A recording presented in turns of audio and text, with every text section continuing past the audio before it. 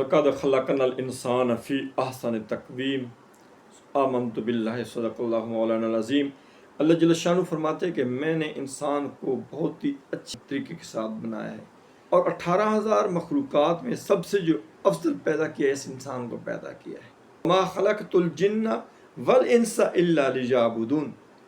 لیکن ہم دنیا کے اندر آ کر اپنی دنیا کی لہو و لعب کے اندر، رعنائی کے اندر کھو گئے، اور اللہ جل شانہ کے تمام تر احکامات کو ہم نے پس پشت ڈال دیا۔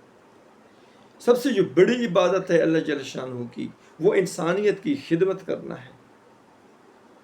اور جتنے بھی احکامات نازل ہوئے، جتنے بھی آپ بڑے غور سے مطالعہ کریں، بڑا وسیع مضمون سبجیکٹ ہے، سب کا سب جتنی بھی آپ کی عبادات ہیں، ان کا تعلق انسانیت کی فلاح کے ساتھ ہے، انسانیت کی بہتری کے ساتھ ہے، انسانیت کی عزت اور تکریم کے ساتھ ہے۔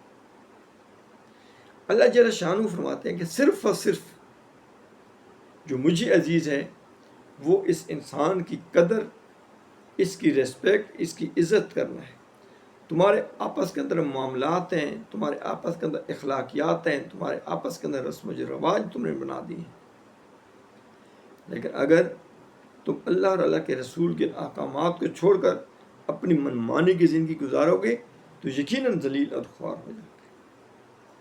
اللہ جل شانہ کی اتنے زیادہ احسانات ہیں اپنے بندے کے اوپر، اس کی ہمیں قدر کرنی چاہیے، اور جس چیز پہ اللہ جل شانہ کا شکر ادا کرنا چاہیے کہ وشکرولی، اور میرا شکر ادا کرو، تو یہ عزیز ساتھی ہمیں بھی چاہیے کہ اللہ جل شانہ کی ذات کے شکر ادا کریں، جو اللہ نے احکامات عطا کیے ہیں ان پہ عمل کریں۔